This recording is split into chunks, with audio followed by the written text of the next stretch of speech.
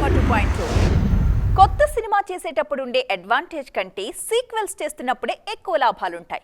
Sequel చేస్తే craze కోసం తంటాలు పడాల్సిన పని ఉండదు. హైప్ కోసం ఆరాటమే అక్కర్లేదు. ముందు సినిమా క్రేజ్ దీనికి కూడా అప్లై అయిపోతుంది. ప్రస్తుతం టాలీవుడ్ లో కొన్ని సినిమాలకి ఇది బాగా కలిసొస్తున్న పాయింట్. దాంతో ఆ సీక్వెల్స్ పై అంచనాలు కూడా భారీగా పెరిగిపోతున్నాయి. ఇంతకీ ఏంటా సీక్వెల్స్?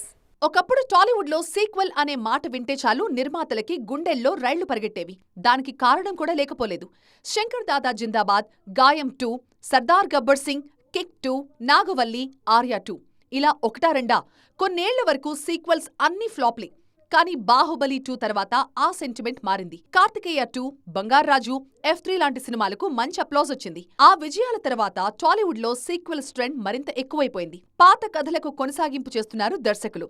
అలా చేస్తే ప్రాజెక్ట్ పై అంచనాలు పెంచాల్సిన పనే లేదు. ముందు సినిమానే అన్ని చూసుకుంటుంది. అది హిట్ అయితే ఆ క్రేజ్ దీనికి హెల్ప్ అవుతుంది. పుష్ప 2నే దీనికి బెస్ట్ ఎగ్జాంపుల్.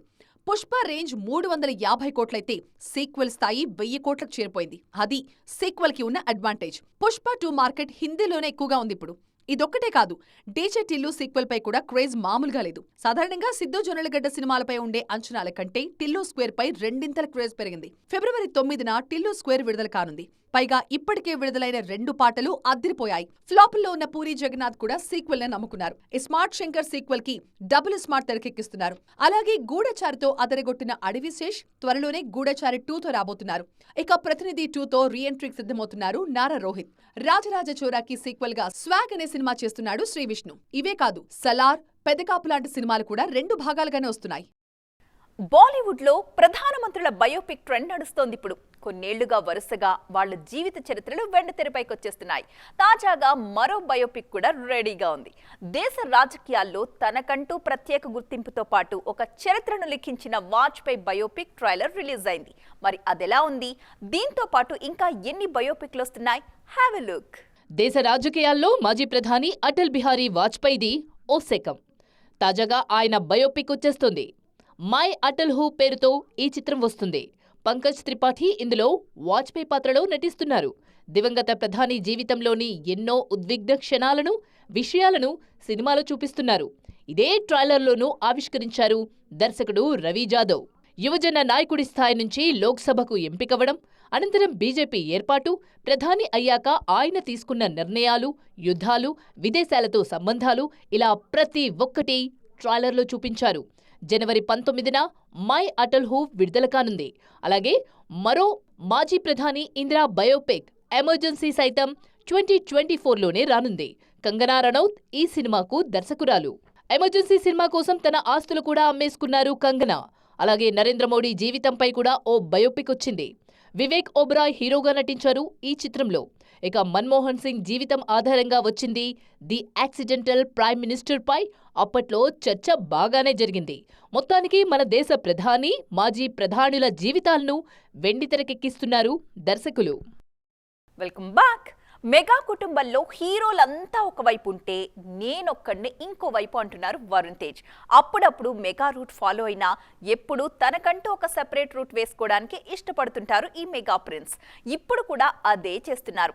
ఆ మధ్య రొటీన్ రూట్ ట్రై చేసినా ఇప్పుడు మాత్రం సంథింగ్ డిఫరెంట్ అంటున్నారు ఈయన. ఎంచుకుంటున్న కథలు కూడా అలాగే చాలా డిఫరెంట్గా ఉంటున్నాయి. మరి ఆ వివరాలేంటో ఇప్పుడు చూద్దాం.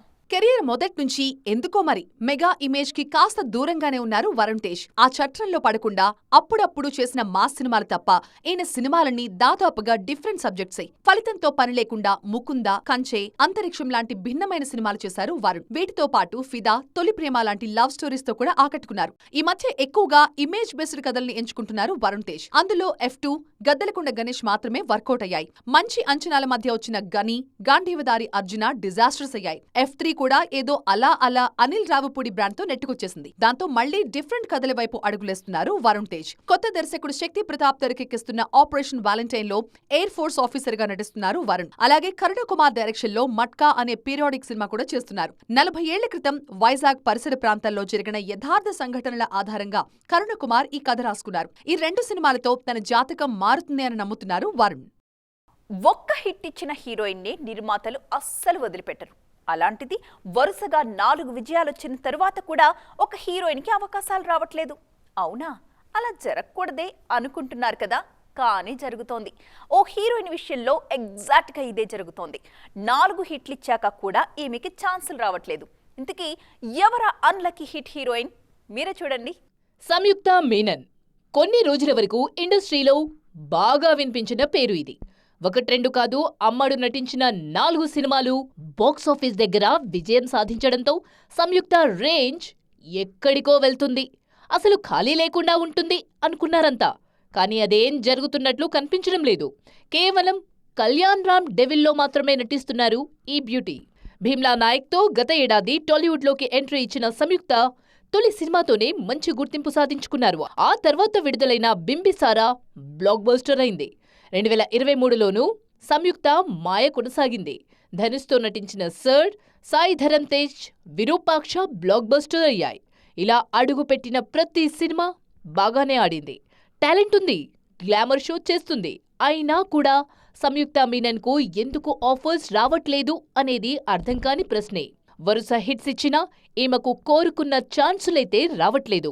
డెవిల్ కూడా ఎప్పుడో సైన్ చేసిన సినిమా. కథల విషయంలో ఎలాంటి మొహమాటాలు లేకుండా నచ్చిన వాటికి మాత్రమే ఓకే చెప్తున్నారు సంయుక్త. అందుకే అవకాశాలు కాస్త ఆలస్యమవుతున్నాయి. బాలీవుడ్ నటుల వల్ల మన సినిమాలకి ఎంత హెల్ప్ అవుతుందో తెలీదు, కానీ నిర్మాతలకి మాత్రం తడిసి మోపుడవుతుంది తెలుసా? అవునండి, వినడానికి కాస్త కఠినంగా అనిపించినా నిజం. నార్త్ నటులు సౌత్ పై బాగానే ఫోకస్ పెడుతున్నారు, కానీ వాళ్లను భరించడానికే నిర్మాతలు కోట్ల రూపాయలు కుమ్మరించాల్సి వస్తోంది. బాలీవుడ్ కంటే ఇక్కడే ఎక్కువ రెమ్యూనరేషన్ తీసుకుంటున్నారు వీళ్ళంతా. ఇంతకీ ఎవరా కాస్ట్లీ యాక్టర్స్? బాలీవుడ్ నటులు భారీ రేట్లు. టాలీవుడ్లో కొన్ని సినిమాలు చూసిన తర్వాత ఈ ట్యాగ్లైన్ బాగా సెట్ అవుతుంది. కథకు అవసరం ఉంది కదా అని బాలీవుడ్ నటులను పిలుస్తుంటే వాళ్లేమో కొండెక్కి కూర్చుంటున్నారు. గొంతెమ్మ కోరికలు నిర్మాతల ముందు పెడుతున్నారు. ప్రాజెక్ట్ కేలో దీపికా పడుకోన్కి 20 కోట్ల వరకు పారితోషికం ఇచ్చినట్టుగా తెలుస్తోంది. అలాగే దేవరలో సైఫ్ అలీఖాన్ రెమ్యునరేషన్ 10 కోట్ల పైమాటే. ఆదిపురుష్కే అద్దిరిపోయే రెమ్యునరేషన్ అందుకున్నారు సైఫ్ అలీఖాన్. కానీ అది తెలుగు సినిమా కాదు. ఇక దేవర కోసం కూడా భారీగానే అందుకుంటున్నారైనా. సంజయ్ దత్ కూడా బాలీవుడ్ కంటే ఇక్కడే ఎక్కువ డిమాండ్ చేస్తున్నారు. KGF 2 తర్వాత సౌత్ సినిమాలకి మున్నాభాయ్ మోస్ట్ వాంటెడ్ అయిపోయారు. ప్రస్తుతం ప్రభాస్ మారుతి సినిమాతో పాటు పూరి జగన్నాథ్ డబుల్ స్మార్ట్లో నటిస్తున్నారు ఖల్నాయక్. పాన్ ఇండియా సినిమాగా వస్తున్న డబుల్ స్మార్ట్ కి సంజయ్ ఇమేజ్ బాలీవుడ్ లో బాగానే హెల్ప్ అవుతుందని నమ్ముతున్నారు పూరి. అందుకే ఆయనకి 10 కోట్లకు పైగానే పారితోషికం ఇస్తున్నట్లుగా ప్రచారం జరుగుతోంది. మృణాల్ ఠాకూర్ సైతం ఒక్కో సినిమాకి 3 నుంచి 4 కోట్ల వరకు డిమాండ్ చేస్తున్నారు. హాయ్ నాన్న కూడా హిట్ కావడంతో అమ్మడి రేంజ్ పెరిగిపోయింది. వీళ్లు మాత్రమే కాదు, బాలీవుడ్లో అవుట్ డేటెడ్ అయిపోయిన అర్జున్ రాంపాల్ భగవంత్ కేసరిలో నటించడానికి భారీ రెమ్యునరేషన్ తీసుకున్నారు.